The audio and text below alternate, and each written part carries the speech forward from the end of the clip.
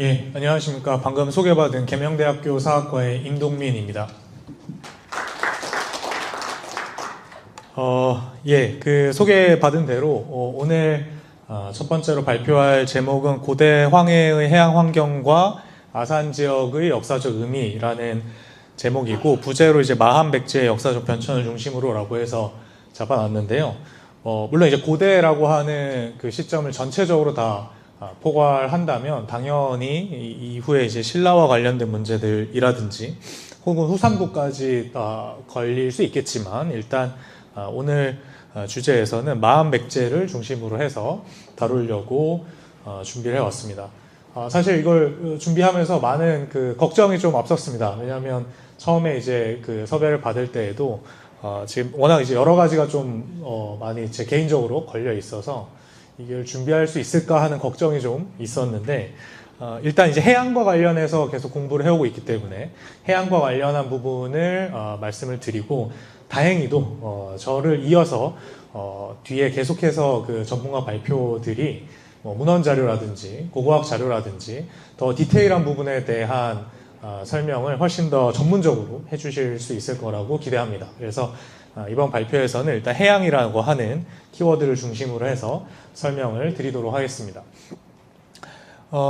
일단 목차 구성은 머릿말부터 해서 고대 황해 해양 환경과 아산만, 그리고 문헌과 고고 자료로 본 아산 지역, 그리고 해양사의 관점에서 그 의미를 정리하는 순서로 이루어져 있습니다. 저희 발표 자료집에 발표문이 있으니까 구체적인 내용들은 이제 그 부분을 참고해 주시고, 파워포인트를 통해서는 요약해 가면서 설명을 드리겠습니다. 이게 총 30분이면 한 2시 20분 정도까지? 예, 알겠습니다. 네, 우선 머릿말인데요.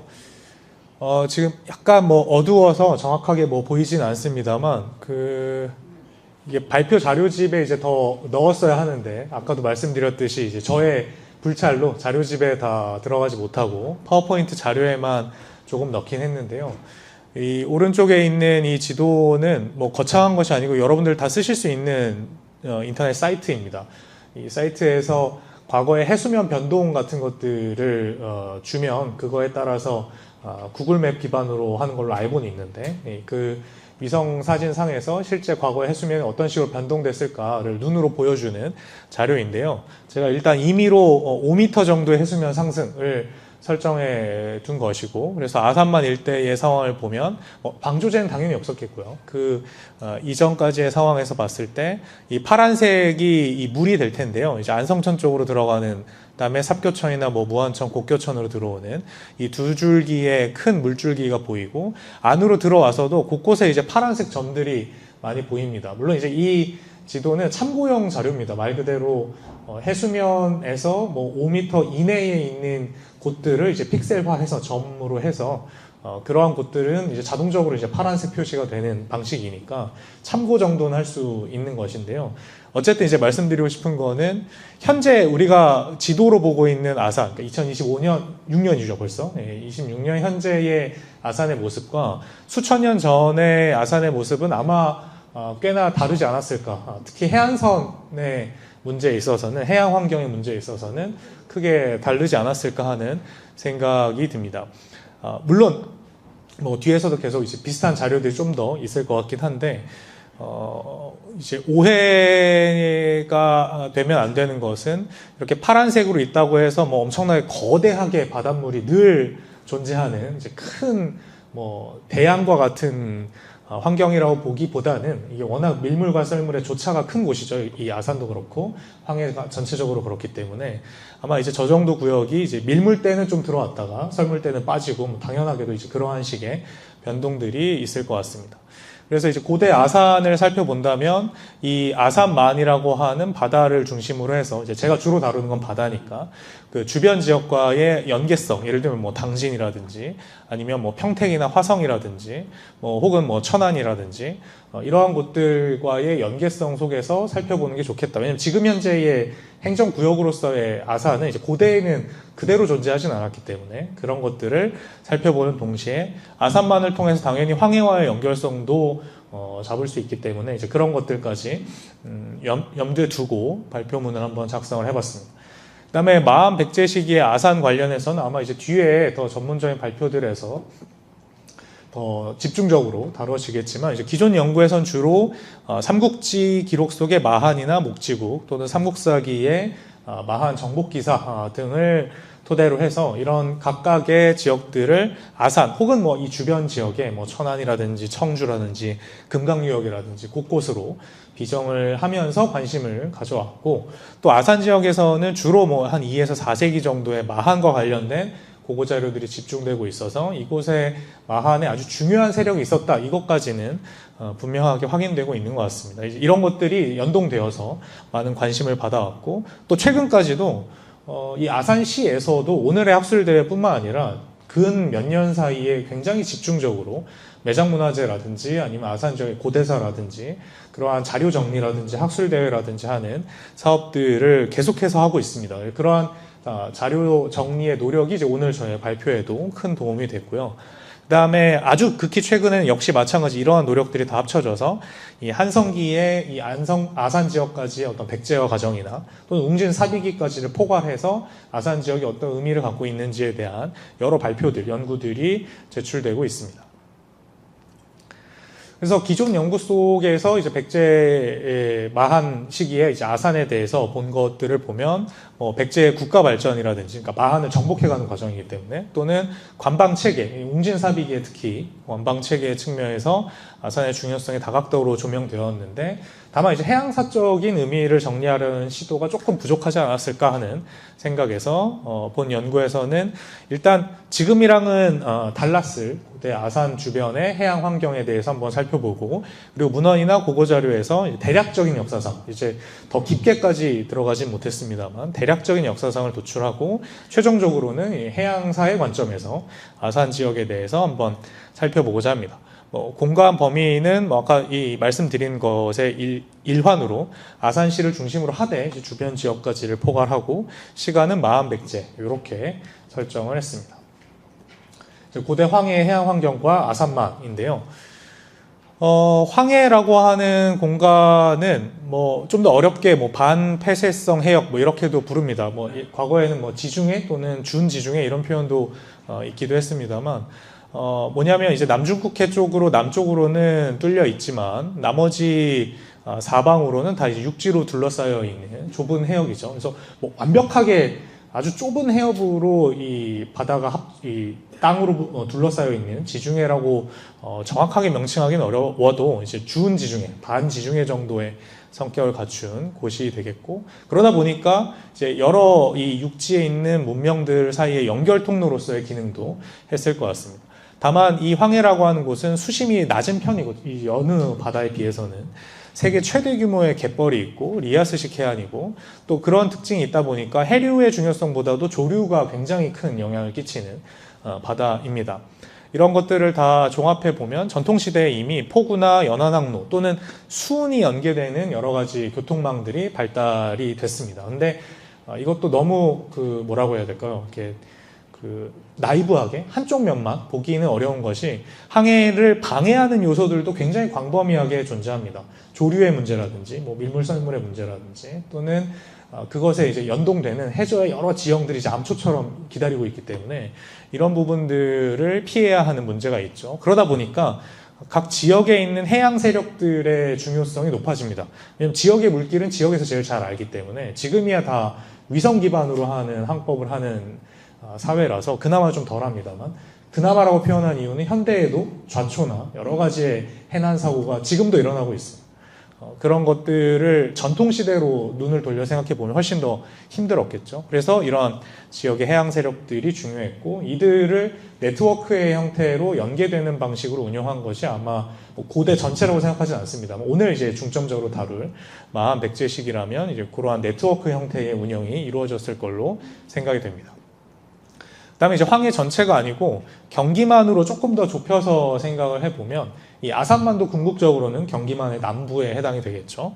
이 공간은 이 지도에서 보시면 이제 황해도 남부 지역, 그다음에 한강 하구, 그다음에 경기 연안, 그리고 이제 충청 남도의 북부 연안 일대들까지를 포괄하는 아주 큰 망이 될 텐데, 이곳에는 굉장히 복잡한 해안선이 있고 섬들이 굉장히 많습니다. 그리고 한강과 같은 굉장히 긴 강을 연계하고 있기 때문에 포구들이 발달하기에 과거로부터 굉장히 좋은 환경이었고, 황해 연안 항로라고 하는 항로 외에도 이제 뒤에서 더 설명하겠습니다만, 황해를 횡단하는 횡단항로라든지 혹은 한강이라든지 하는 내륙순과 연계되는 장점이 있으니까 교통적으로도 중요했습니다.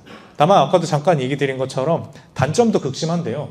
하천들이 조차가 심한 바다로 내려온다는 뜻은 엄청나게 많은 퇴적물을 바다에 갖고 온다는 뜻이고, 그것이 이제 자연스럽게 갯벌이라든지 여러 가지 해저 지형으로 연결이 되겠죠. 그다음에 조차도 굉장히 극심하고 조류도 빠른 편입니다. 그래서 경기만 전체가 다 모든 곳이 다 빠르다고 하기보다는 이제 군데군데 이제 그런 곳들이 있고, 그런 곳들은 전통시대부터 계속해서 이건 항해가 어려운 곳, 이러한 식의 인식들을 갖고 있었던 거죠. 그리고 연안항해를 방해하는 지형들이 많다. 그래서 해양조사원이나 이런 곳에서 조사하는 이제 우리 해양지명 이런 것들 보고서들을 보다 보면 경기만 지역이나 이 서해 연안에는 이제 온갖 종류의 퇴, 천퇴, 간추람 등등의 여러 이제 해저 지형들이 표시가 되는데, 이러한 것들이 이제 썰물과 밀물의 어떤 해수면 변화에 따라서 썰물 때가 되면 기존에 몰랐던 암초가 갑자기 나올 수도 있고, 이런 문제들이 발생을 하기 때문에 어떤 항해 면에서 좋은 점과 나쁜 점이 다 굉장히 이제 좀 극단적으로 갖추고 있는 그러한 곳이 되겠습니다. 그다음에 아까 잠깐 이제 말씀드렸던 항로와 관련해서는 주로 이제 저는 고대사를 다루니까 고대사를 이해하기 위해서 지금까지의 많은 선학들이 생각했던 이 황해에서의 어떤 항로를 구분할 때 이제 크게는 세 가지 정도로 얘기를 하는 것 같습니다. 세부적으로는 몇 가지 더 있을 수 있겠습니다만, 먼저 이제 연안항로는 말 그대로 이제 황해의 연안을 따라서 항해를 하는 것인데, 이러한 항해는 대체로 육상에 있는 지표물들을 눈으로 보면서 항해를 하는 항해 항로가 되겠습니다. 얼핏 보면 굉장히 안전해 보일 수도 있지만, 아까도 말씀드렸던 황해 해양의 여러 그 단점들을 생각해 보면 마냥 편하거나 안전하다고 하기는 어렵고, 지역의 여러 물길들을 잘 알아야 하는, 또 여러 기항지들을 갖고 있어야 하는 상황이 있을 거고, 그 다음에 이제 횡단항로는 황해의 중부, 그러니까 경기만 북부에서부터 산둥반도까지 요 횡단거리는 황해의 다른 횡단거리들에 비해서 굉장히 짧은 편이고, 요곳이 이 육상 지표물이 보이는 거리를 조금 벗어나긴 합니다만, 그래도 그 벗어난 거리 자체도 아주 크진 않기 때문에 이제 저는 고대부터 계속 사용된 항로라고 생각을 하고 있고, 그다음에 황해 남부사다항로는 이제 한반도의 서남부 지역에서 중국의 장강 하류 지역까지 연결되는 공간이 되는데, 저는 개인적으로는 빨라야 신라 하대 정도부터 의미 있는 방식으로, 그러니까 표류나 이러한 모험적인 이동 외에요, 의미 있는 방식으로 본격적으로 활용되었을 걸로 생각을 하고 있습니다. 그럼 이제 이 정도로 해서 황해에 대한 얘기를 드렸고, 그다음은 아산만으로 좀 좁혀 들어오면, 아산만에 대해서 여기 계신 청중분들께서 저보다도 더 생생하게 알고 계실 것 같기 때문에 간단하게만 얘기를 해보면, 만의 입구부는 비교적 수심은 깊지만 이제 곳곳에 사주라고 하는 일종의 해저 퇴적 지형이죠. 이런 것들이 발달해 있고, 만의 안쪽으로는 삽교천과 안성천이 대표적입니다. 다른 하천들도 있습니다만 유입이 되고 있고, 썰물시에는 갯벌이 많은 지형인데 방조제 건설 이후에 지금과 같은 모습이 됐겠죠. 고대의 아산 지역을 일단 현재 아산시를 중심으로 하는 곳을 이제 협의의 아산 지역이라고 생각을 해봤고, 그 외에 이제 주변 지역까지를 넓게 이 연구에서 조금씩 깊게 다룰 수는 없었습니다만 다룰 예정이고, 협의의 아산 지역이라고 했을 때는 크게 북부와 남부로 한번 나눠봤습니다. 이건 기존의 여러 연구들도 비슷한 틀에서 고민이 있었는데요. 일단 북부 지역은 둔포나 영인이나 이런 지역들이겠죠. 안성천 하구와 연결되어 있는 이런 곳들은 아산만과의 연계성이 당연히 탁월한 곳이 되겠고, 남부는 바로 지금 저희가 발표하고 있는 곡교천 유역이 될 것 같습니다. 이런 곳도 역시 이제 곡교천 따라서 아산만과 연결성은 존재는 합니다만, 저는 개인적으로는 그것도 중요한데, 미호강 유역까지 쭉 연결되는 여러 육로교통과의 연계성이라든지 또 배후의 생산력, 농업 생산력이 출중하니까 이런 것들이 중요했던 지역이 될 것 같습니다.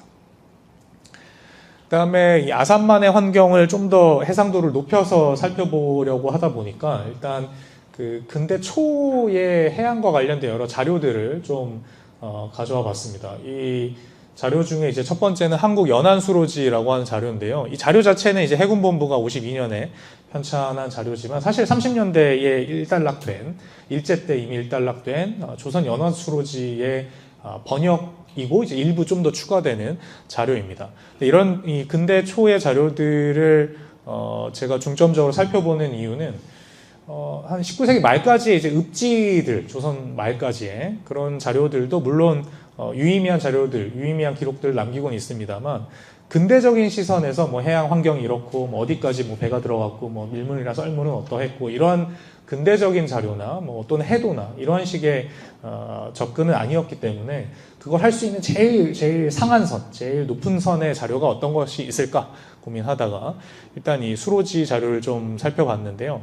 그런 수로지 자료를 보면은 이 지도 자체는 이제 일제 때의 지형도인데 거기에 몇몇 지역들을 이제 입혀봤습니다. 뭐 이런 유적들은 나중에 이제 고고 자료할 때 조금 더 설명을 드리겠고 여기 보시면은 아산만이 있고 당연히 방조제가 없으니까 이제 안성천 하구로 유입되는 곳과 삽교천으로 이어지는 이 공간이 보이는데 대체로 요 일대가 이제 아산 묘지라고 해서 이 아산만 안으로 들어왔을 때 정박할 수 있는 뭐 그런 지역으로 수로지에 언급되어 있습니다. 근데 요곳에 진입을 할 때 이미 갯벌이 너무 많고 뭐 이런 해저 지형들이 너무 많아서 또 조류도 있기 때문에 유의하면서 협수로 아주 좁은 수로를 항해해야 된다 이런 표현들이 있고 이제 아산 내항으로 좀 더 들어와 보면은 곡교천이 합류하는데 뭐 부리포라든지 뭐 이런 위치 비정들은 아주 정교하진 않습니다. 이게 워낙 과거 지도다 보니까 참고용으로 표시를 했는데요. 또는 삽교천 상류랑도 연결되는 돈곤리라든지 뭐 이러한 곳들이 이제 하나의 기항지로서 언급이 되고 있습니다. 이런 정도의 곳들은 밀물대는 엄청나게 이제 많이 크게 연결이 되고, 근데 이제 썰물시에는 대부분 갯벌이 된다. 이러한 표현이 남아 있고요. 그 다음은 한국수산지라고 하는 자료인데요. 요거는 뭐 대한제국기 말부터 시작해서 일제 초까지 편찬이 됐던 자료인데, 이 자료는 이제 연안수로지도 마찬가지고 이 수산지도 마찬가지고 결국은 일본 제국주의가 이 한반도를 수탈하고 침탈할 때에 그 정보들을 확보하기 위해서 이제 근대 초에 저런 자료를 만드니까 이건 이제 수산업과 관련해서 만들어진 자료인데 이 자료들이 편차는 좀 있습니다. 지역별로. 근데 어떤 지역들은 이제 직접 연안을 따라 항해에 들어가서 거기 정박해 놓고 상륙해서 정보를 수집하거나 이러한 노력들도 했던 자료라서 한번 살펴봤는데 요건 이제 거기에 첨부되어 있는 해도입니다. 이제 아산만 일대에 쭉 들어오는 구역이 되겠고 요게 이제 아산의 북부쯤이 되겠고 요게 이제 곡교천 유역이 되겠죠. 근데 요곳들에 대해서 저 멀리 당진부터 해서 쭉 설명을 보면 뭐 전체적으로 다 갯벌이라 아주 일부 포구들 빼고는 굉장히 상륙하기가 불리하다 뭐 이런 표현들이 조금씩 보이고 그다음에 면천으로 와서도 뭐 한진이라든지 그다음에 뭐 부리포라든지 둔곤리라든지 이런 연안 포구들이 중요하다는 언급들이 있고 이제 이곳들은 인천까지 계속 기선이 왕복하는 걸로 언급이 되고 있어서 꽤나 중요한 폭으로 요 한 20세기 초까지 이어졌던 것 같고 아산에 대해서 설명을 할 때는 특히 곡교천 유역의 평지가 좋고 또 영인산 등의 산지도 굉장히 잘 발달돼 있다 뭐 이러한 표현이 있습니다. 근데 이제 연결해서 설명이 밀물시에는 배가 뭐 출입하거나 정박할 수 있는데 썰물시에는 굉장히 힘들다 이러한 표현이 있습니다. 그다음에 이제 아산 북부 쪽으로는 백석포, 지금은 이제 정말 그냥 백석포 리가 됐죠. 여기가 미국 반출지로서 선박이 굉장히 많이 모여드는 포구였다는 설명이 있고, 요 정도까지는 이제 썰물 때에도 수심이 유지돼서 선박의 운항에 도움이 된다, 뭐 이런 표현이 있습니다. 좀 더 들어가면 이제 둔포, 지금도 이제 둔포가 있습니다만, 썰물시에는 그 일대가 다 이제 바닥을 드러내서 조금 불리하고, 그럼에도 이제 미국의 반출지로서의 역할을 하고 있다는 언급이 있고, 뭐 안성천 따라서는 평택역까지 작은 배가 항해할 수 있다 식의 아주 짧은 언급은 남아 있습니다. 이 정도가 이제 한국 수산지에서 보이는 이제 아산과 관련된 설명들인데, 뭐 이러한 이제 근대 초의 자료들을 토대로 그러면 아산만이 어떠한 환경을 갖고 있을까? 장단점을 뭐 짧게 한번 생각을 해봤는데요. 일단 만의 내부까지 들어와서 뭐 부리포라든지 뭐 둔포리라든지 이런 곳들은 좋은 포구로서 기능했던 걸로 보입니다. 그다음에 수운과 육로로 내륙까지 연결되는 결절점에 위치하고 있었다. 이런 것들은 아주 전통적으로 원래 황해 연안에서 포구들이 발달할 때 입지 조건으로 갖추고 있는 것들이고, 그다음에 이제 관방 거점으로 활용 가능한 여러 산들이 있다. 뭐 영인산을 비롯해서 그러한 언급들. 그다음에 단점은 아산만에 연계되는 하천, 뭐 삽교천, 그다음에 같이 연결되는 뭐 무안천이나 곡교천이나 뭐 아니면 안성천이나, 안성천도 뭐 황구지천이 됐든 여러 가지 이제 지류들이 더 있을 텐데, 이걸 다 합쳐도 사실은 황해안의 다른 하천, 뭐 대표적인 건 한강이겠죠. 압도적인 유역 면적을 갖고 있는 한강이라든지, 뭐 예성강, 임진강이라든지, 혹은 좀 더 내려가면 뭐 금강이나 아니면 뭐 만경동진강이나 영산강이나 이런 여러 다른 이제 큰 규모의 하천의 유역 면적에 비해서는 상대적으로 조금 적습니다. 그래서 이 하천에 대한 조사도 이제 근대에 이루어지는데, 그때 뭐 아산만 유역으로 연결된 하천에 대한 조사는 일단 제가 확인한 바로는 특별하게는 확인이 되고 있지 않습니다. 한강이나 이제 큰 강을 중심으로 조사가 이루어졌고, 그다음에 아산만의 주요 포구는 남북 방향의 연안항로에서 조금 내륙으로 치우친 곳에 입지한다. 그러니까 즉 뭐 예를 들면 경기만을 놓고 본다면 화성의 서부에 연안 지역에 있는 뭐 당항선이라든지 이런 공간들과, 또는 뭐 덕적군도라든지 혹은 충남의 북부 쪽에 예를 들면 당진 쪽에 더 외에 가까운 그런 곳들에 비해서는 상대적으로는 내륙에 들어와 있는 입지이고, 그다음에 뭐 아까도 계속 말씀드린 이런 여러 가지 항해의 방해 요소들이 존재한다. 다만 뭐 이런 것들은 지역의 해상 세력이 그만큼 존재감을 갖고 있을 수 있는 조건이기도 했던 상황이 되겠죠. 네, 이렇게까지 해서 이제 해양 환경과 관련된 설명을 드렸고, 그다음에 이제 문헌과 고고 자료입니다. 뭐 이 내용들은 사실은 뒤에 다른 발표에서도 다뤄질 거기 때문에 이제 저는 제가 갖고 있는 생각만 짧게 설명을 드리도록 하겠습니다. 일단 삼국사기 백제본기에 아산과 관련한 기록들이 특히 온조왕대에 밀집되어 있습니다. 이건 뭐 너무나 유명한 자료들인데요. 뭐 요약하면 하여간 온조왕 때에 마한 구국을 멸망시켰다. 그리고 대두산성, 탕정성 등을 쌓았다. 일반적으로 이제 이게 아산 지역으로 생각이 되고 있는데, 근데 이제 이 자료와 가장 이른바 이제 충돌을 일으킨다라고 얘기되는 것들이 이제 삼국지 동이전의 마한인데, 3세기까지도 이제 마한이라고 하는 존재가 계속해서 존재를 하고 있고, 이 세력은 한반도 중서부 지역의 어떤 토착 사회에 대한 중국 쪽에, 그러니까 외부자의 인식을 보여주는 것이죠. 그런데 삼국사기에서는 온조왕 때 다 이미 백제의 것이 되었다라는 식의 인식을 보여주고 있습니다. 저는 이게 역사적 사실이라고 생각하지는 않습니다만 어쨌든 그런 인식을 백제가 갖고 있는 것이죠. 그래서 실제로 기존 연구에서도 이게 아마 3세기 중반의 고이왕 때다, 아니면 그 뒤에 뭐 비류왕이다, 근초왕이다, 여러 가지의 논의들을 하고 있습니다만, 결론적으로 저는 아마 3세기 중반 고이왕 때의 세력권으로 편입이 되고, 그러니까 대외 교섭권을 장악하는 형태의 세력권이 되고, 그리고 나서 이제 서진이라고 하는 중국과의 교섭이 이루어지고, 그리고 실질적인 지배는 아마 4세기 이후에 이루어졌을 텐데, 이런 내용들이 아마 대략 근초고왕 때쯤에 시조 온조왕의 업적으로 소급되면서 삼국사기에 이렇게 기록이 남은 것이 아닐까 하는 인식을 갖고 있습니다. 그리고 뒤이어서 웅진기에도 약간의 이제 기록들이 보이는데, 대두산성을 뭐 수리하거나 혹은 여기서 반란이 일어나거나 하는 식의 얘기들이 있습니다. 물론 이제 이 자료들은 뭐 웅진기의 뭐 귀족 세력의 동향이나 지역의 동향이나 뭐 관방책이나 여러 가지의 측면에서 이미 많이 다루어졌는데, 이번 연구에서 뭐 이걸 집중적으로 다루기보다는 아마 이제 웅진 사비기가 되면 이미 수도가 금강유역으로 내려가 버리니까 아산은 최전방이 되는 셈이 됩니다. 뭐 경우에 따라 최전방이 좀 올라갈 수는 있습니다만, 어쨌든 그렇기 때문에 이제 관방으로서의 중요성, 그러니까 군사적 거점으로서의 중요성이 커진 흔적들 중에 하나이지 않을까 정도만 언급을 하고자 합니다. 다음은 뭐 고고 자료인데요. 역시 이것도 뒤에서 고고학적인 양상을 훨씬 더 자세하게 설명을 해주실 것 같은데요.